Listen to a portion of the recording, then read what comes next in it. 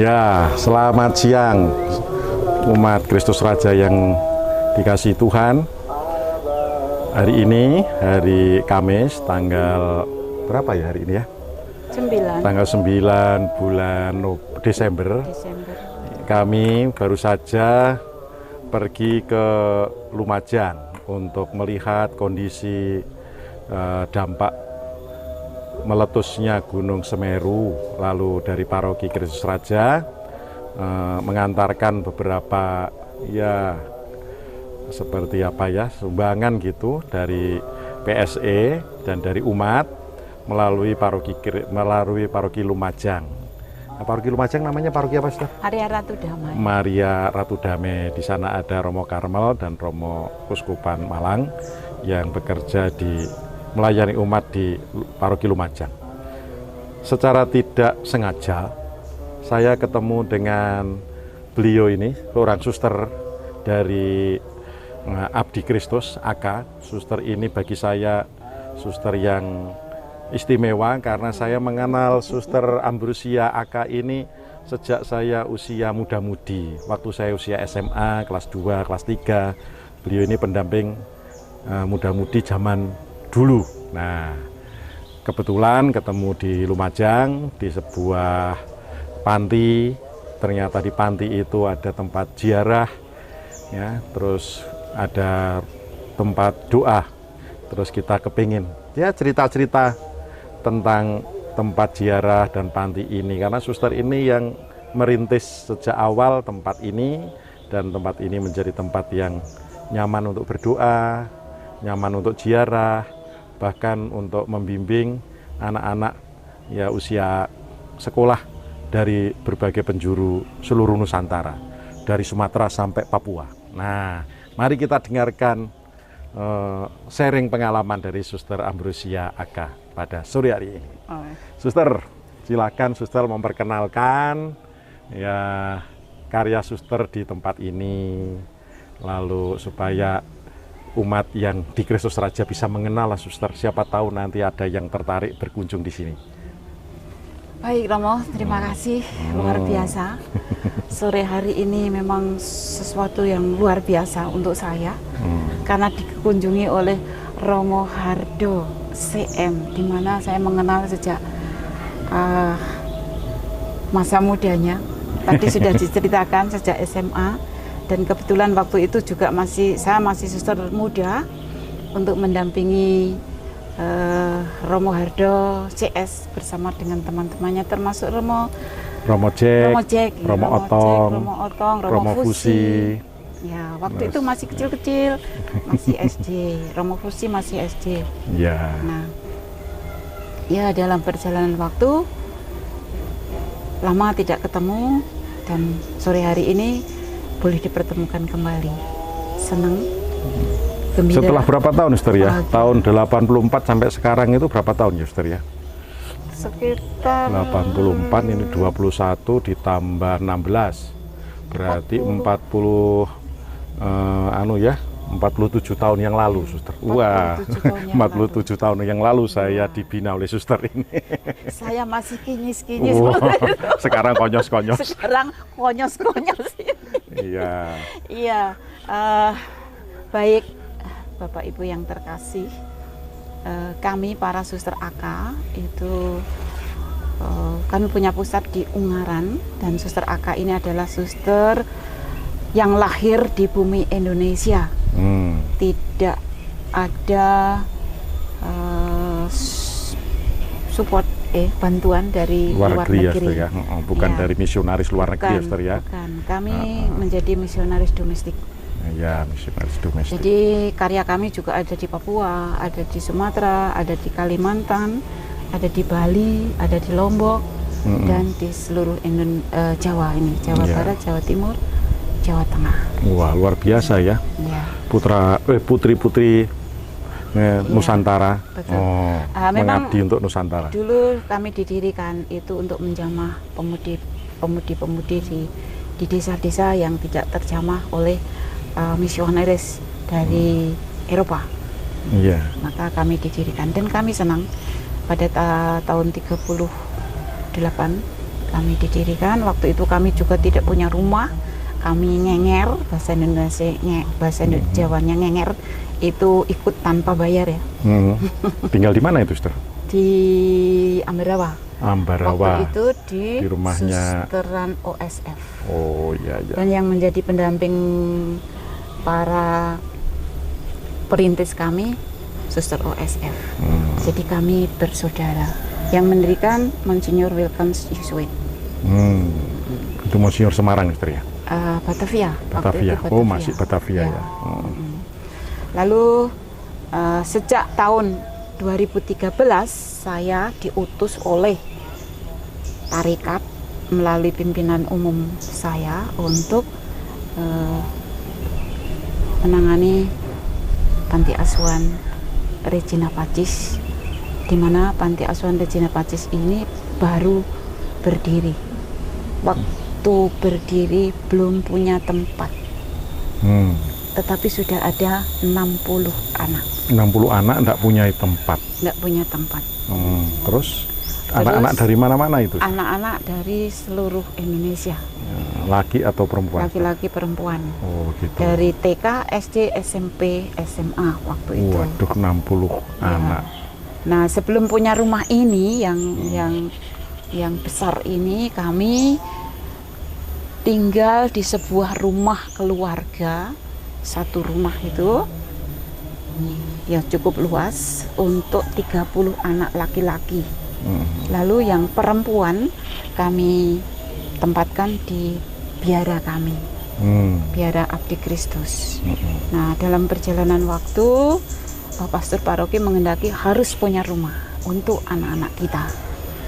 Nah, kami berusaha dengan ya sekuat tenaga. Kebetulan ada tanah yang bisa dibeli oleh keuskupan, lalu kami dirikanlah panti asuhan untuk anak-anak itu. Itu didirikan setelah berapa tahun punya anak 60 tadi itu? Ya, setahun itu. Tahun yang sama ya? Tahun yang sama. Oh, iya. Jadi 2013 tanggal 28 Oktober pas Hari Sumpah Pemuda 2013 peletakan batu pertama untuk membangun rumah itu oleh Vikjen Keuskupan Malang. Waktu itu Romo Eko Atmono. Oh, Romo Eko Atmono, Karmel ya? Iya, Atmono. Projo. Oh, Romo, iya. Iya. Wah, luar biasa ya. Lalu ya perjalanan waktu ya kami berusaha berjuang bersama umat Paroki Lumajang dan panitia pembangunan, pastor paroki mencari dana, dan ya karena Tuhan itu baik dan menghendaki bahwa anak-anak harus punya rumah, akhirnya kami punya rumah. Nah, 2 tahun dibangun, sudah bisa ditempati walaupun belum sempurna. Saya memaksa harus ditempati. Dengan ditempati nanti akan disempurnakan sedikit demi sedikit. Lalu, nah, anak-anak sudah menjadi satu sehingga kami tidak kesana kemari, walaupun masih ada beberapa anak perempuan yang di susteran. Di susteran ya. Ya. Dan perlu diketahui juga bahwa tempat ini merupakan tempat untuk pembinaan anak-anak yang punya benih-benih panggilan itu. Oh, untuk calon-calon suster ya. Calon Jadi suster. itu juga dari anak-anak asrama atau Ya. anak yang dari luar asrama juga? Anak-anak asrama. Anak asrama. Jadi di juga sini ada yang di seminari. ada di seminari. Oh, ya. Yang laki-laki di Laki-laki seminari, seminari, yang perempuan masuk calon suster. novisiat. Ini sudah ada 1 junior, 2 novis, 1 postulan Iya. yang sudah masuk di AK tentu saja. Wah, luar biasa promosinya cari suster ya. Nah, yaitu buah-buah dari Tuhan setelah ya mengabdi untuk melayani anak-anak panti. Terus anak-anak panti ini bisa masuk ke panti ini, latar belakangnya itu dari keluarga yang bagaimana, terus mengapa kok memilih panti di sini, ya. Terus sekolahnya itu juga di mana. Nah, gitu. Kalau anak-anak itu datang dari, yang jelas itu dari keluarga yang tidak mampu, katakan tidak mampu. kriteria tidak mampu itu jelas ekonomi ya. Ekonomi. Lalu ada anak yang yatim piatu, memang yang tidak punya orang tua. Lalu ada yang yatim, ada yang piatu, dan ada yang dua-duanya masih orang tua, dua-duanya masih ada, hanya memang ekonominya tidak bisa memenuhi untuk pendidikan anak. Maka kami menerima anak-anak ini, dan kami juga tidak menerima begitu saja, tetapi kami juga survei ke daerah mereka. Ada yang dari Flores, dari itu dari Jawa sekitar ini, dari NTT, Jawa, dari Kalimantan, ada, dari Merauke ada. Nah, kan rata-rata mereka anak yang dari keluarga yang tidak mampu katanya. Terus suster untuk memenuhi kehidupan mereka di asrama, untuk biaya hidup mereka, terus untuk biaya pendidikan mereka, kalau orang tuanya tidak mampu, terus gimana cari jalannya? Bagaimana bisa mencukupi semua kebutuhan itu? Nomor satu, saya percaya dengan penyelenggaraan ilahi. Tuhan itu tidak tidur. Dan percaya kalau saya berbuat sesuatu, kalau Tuhan itu mengendaki, pasti terjadi. Jadi anak-anak untuk mencukupi biaya anak-anak, ya biaya hidup, biaya sekolah, pokoknya semuanya. Saya hanya mengandalkan dari para donatur. Ya di sini kan jauh dari kota, ya di desa, suasananya juga tidak dekat dengan umat yang kelihatan di lingkungan yang cukup berada gitu, Suster ya. Tapi kok bisa menghidupi sekian banyak anak gitu loh. Kok ya Suster ini pintar sekali gitu loh ya, untuk menangkap penyelenggaraan ilahi tadi ya. Terus bagaimana Suster? Bukan saya yang pintar, Romo. Yang bisa pintar menggerakkan hati para Bunda donatur. Maria. Oh gitu. Jadi Suster, ya kebetulan ini juga Bunda Maria hasil refleksinya Suster. Jadi disinilah inspirasi itu muncul karena Suster ini difusi kepada Bunda Maria, terus ketekunan merawat hidup, iman juga, hidup spiritualitasnya juga ya dirawat dengan baik. Maka relasinya dengan Tuhan dekat, dengan Bunda Maria dekat, sepertinya itu beban menjadi lebih ringan sehingga jalan keluar selalu ada. Dan mungkin Suster sedikit cerita tentang bagaimana kok Bunda Marianya ini memangku anak kecil, lalu juga ada anak laki-laki dirangkul, itu keriting rambutnya Suster ya? Iya. Oh iya, coba cerita Suster ya. Iya Romo. Memang waktu itu sebenarnya saya itu tertarik waktu saya ke Gubuk Lasaris itu ya. Saya kan Romo ini Bunda Marianya kok bagus, dan memang saya paling suka Bunda Maria yang terbuka ya, tangan terbuka itu, karena menurut saya itu Bunda Maria merangkul seluruh umat manusia. Tapi di sini saya terinspirasi ini karena kami memang kebetulan pelindung panti ini kan Regina Pacis, Bunda Maria Ratu Damai. Lalu anak-anak yang kami asuh itu juga anaknya Bunda Maria. Gitu. Maka itu, dan Bunda Maria Regina Pacis kan gendong Sang Timur kan? Ya, Tuhan Yesus kecil. Maka saya tak endo-endo. Gunung Kidul metu ini. Iya, diento-ento, direnungkan, direfleksikan. Ya. Saya menemukan gambaran itu. Lalu ini ya bagus ya, ini ya bagus ya. Ada yang saya ajak bicara, ada Suster, ini bagus. Maksudnya apa Suster? Bunda Maria itu kan bukan hanya milik Tuhan Yesus, tapi kan anak-anak juga pengen semua anak adalah milik Bunda Maria, dan pasti anak-anak pengen juga dipangku oleh Bunda Maria. Maka itulah. Jadi itu anak yang dipangku itu anak-anak selain Tuhan Yesus gitu ya? Ya, Tuhan Yesus Tuhan Yesus yang kecil, kan, terus anak yang sampingnya itu anak yang lain. Sebenarnya waktu itu ada beberapa anak, tapi matungnya kok hanya itu yang sudah nggak apa-apa. Iya. Itu Romo. Nah, jadi sekarang sudah setelah mulai tahun 2013 sampai sekarang sudah jadi tempat yang begitu luas, bahkan ada tempat ziarah, ada tempat asrama, panti, ada tempat penginapan. Ya, kalau ada mungkin ada yang mau menginap di sini, mau merenung, mau rekoleksi atau ada tempat, dan kami siap melayani untuk segala yang dibutuhkan. Ini juga ada ruang adorasi di sana. Ada ruang adorasi juga. Silakan untuk melihat. Wah, lengkap saudara-saudara umat Allah Kristus Raja.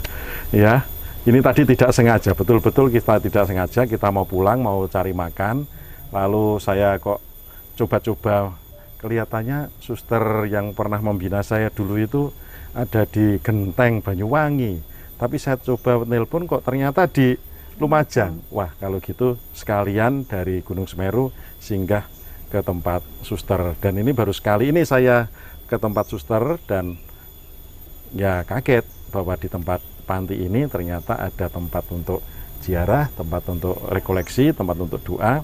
Sekaligus kalau ada umat yang punya rezeki lebih, ya mau memberikan hasil ya hartanya, rezekinya untuk anak-anak panti yang ada di sini, silahkan. Ya, karena di sini banyak anak panti yang didampingi oleh suster. Ada berapa suster sekarang anak panti? Ada sekarang ada 79. 79. Nah, ada yang sekolah di SPI. SPI itu singkatan. Pagi Indonesia. Oh, yang ada di Batu, itu ya. Ada beberapa, lalu ada di Seminari. Ya.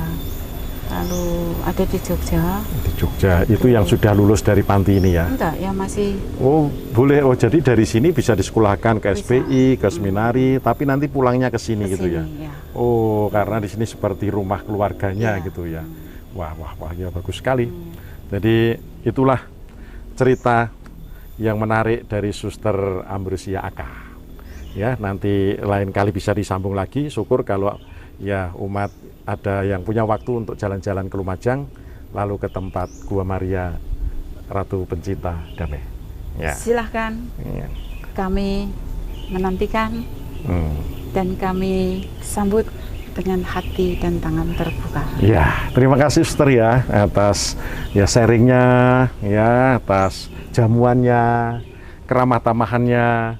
Ya, nanti kami langsung pamit ya karena kami masih perjalanan 3 jam ke Surabaya. Ya, wah, terima kasih semuanya, Tuhan berkati, sampai jumpa di lain kesempatan. Sampai jumpa di sini, kami nantikan. Halo, umat Kristus Raja yang baik.